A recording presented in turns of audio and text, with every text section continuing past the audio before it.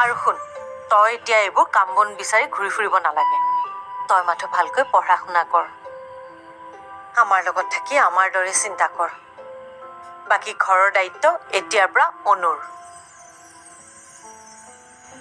আজি আমাৰ বাবে এটা ভাল দিন।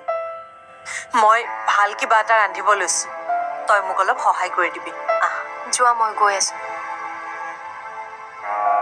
পুৱতি তৰা ধাৰাবাহিকখনত আপোনালোকে দেখিবলৈ পাব যে প্ৰজ্ঞাই এতিয়া মনতে ভাবিব বা এটা চাকৰি পালে আৰু বায়ে জানো মোক এতিয়া ইমানখিনি সহায় কৰিব পাৰিবনে নোৱাৰে, মোৰ সন্দেহ হৈছে।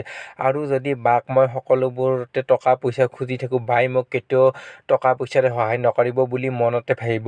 আৰু এনেকুৱা বহু কিছুমান কথা ভাবিব। তাৰ পিছত প্ৰজ্ঞাৰ মাকে ক'ব যে প্ৰজ্ঞা তুমি কিয় এনেকৈ মন মাৰি আছা আৰু কি ভাবি আছা বুলি সুধিব। আৰু তেতিয়া প্ৰজ্ঞাই ক'ব যে একো হোৱা নাই, মই এনেই কিবা ভাবি আছিলোঁ, মই এতিয়া বাক শুভেচ্ছা দিবলৈ যাওঁ বুলি ক'ব। আৰু তেতিয়া মাকে ক'ব যে বহুত ভাল কথা, তোমাৰ বাক তুমি শুভেচ্ছা দিলে বাই বহুত বেছি ভাল পাব। আৰু সেই সময়তে প্ৰজ্ঞাই অনুভূতিৰ ওচৰত যাব আৰু ক'ব যে বা বহুত বেছি শুভেচ্ছা থাকিল, তুমি চাকৰিটো পালা বাবে মোৰ বহুত ভাল লাগিল বুলি ক'ব। আৰু তাৰ পিছত অনুভূতিয়ে মাকৰ আগত ক'ব যে মা মই চাকৰি কৰিব নোৱাৰোঁ, কাৰণ মই যিটো অফিচত চাকৰি কৰিব গৈছোঁ সেইটো অফিচত মই বেয়া পোৱা ল'ৰাজন আছে বুলি ক'ব। আৰু তেতিয়া মাকে ভাবিব যে কি কথা ক'লি তই, আৰু তই বেয়া পোৱা ল'ৰা তাত কোন থাকিব পাৰে বুলি ক'ব। আৰু ক'ব যে মই যাৰ লগত বিয়া হ'ম বুলি ভাবিছিলোঁ সিয়ে তাত মেনেজাৰ হিচাপত চাকৰি কৰে আৰু অফিচটো তাহাঁতৰে বুলি ক'ব।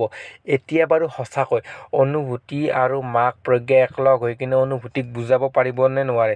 আৰু যদি অনুভূতিয়ে চাকৰি কৰিব যায় আৰু সেই অনুভূতিৰ হাজবেণ্ডে এতিয়া চাকৰি কৰিব দিবনে নিদিয়ে, এই সকলোবিলাক দৃশ্যাংশ আপোনালোকে পুৱতি তৰা ধাৰাবাহিক চিৰিয়েলখনৰ আজিৰ সম্পূৰ্ণ খণ্ডটিত দেখিবলৈ পাব।